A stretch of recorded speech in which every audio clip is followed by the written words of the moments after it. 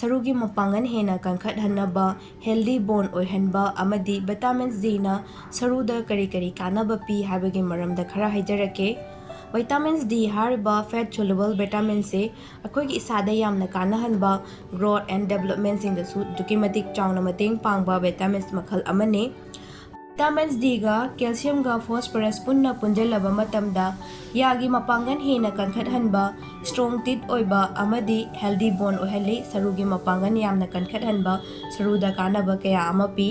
Sita natana akoigi calcium ga phosphorus kumba absorption tawba isada kananaba absorb tawbada vitamins D na dukimatik chawna mateng pangi. Akoigi isada vitamins D watpa matamda sarugi anaba sarugi problem kaya ohelai maru oina sense watpa pangjanba sarugi tissue singse soft oithorakpa thotorakpa saru yamna tekanba sigumba kaya ohelai maram aduna akoigi isagi body weight arumbasina pressure piba matamda saru singse mapangan yamna solabanina konjalakpa chatpa ngamdaba sarugi anaba osteomalacia gumba sigumba kaya ama thoalakpa yai. Vitamins D yamna wala agadi khwang yamna naba phaigan gumba naba sigumba problem kaya amasu thoalai. Mathangda yagi problem defective teeth haibadi yagi mapangan sondarakpa yada anaba kaya oirakpa sigumba problem kaya singsu vitamins D wala agadi thoalai. Angang singi growth phase saukhalakpa inkhalakpa matamda vitamins D yamna watlagadi wang batappa height nemba sigumba problem sing vitamins D ga mari leinaba yawi.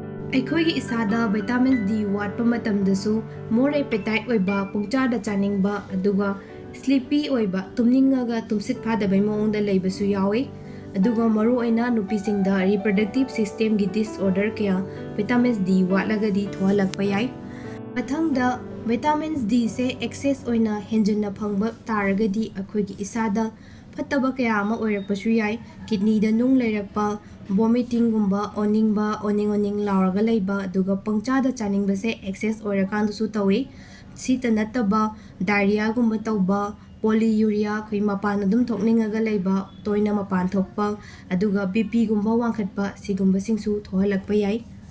pada vitamins D yam laina phangba yaba sources sing ayuki nungsa pung 9-10 buki marakta leiba nungsa da minute 30 kundang expose toraga nungsa yaraga leibiyo vitamins D gi kanaba yamna phangbane aduga maphamgi weather gi matung ina nungsa thokpagi matam khenai aikoigi oina ayukta adum yaibiyo henjanna su yaibigano henjalagadi skin da chokpa skin gi problem yamna leirakpa yai.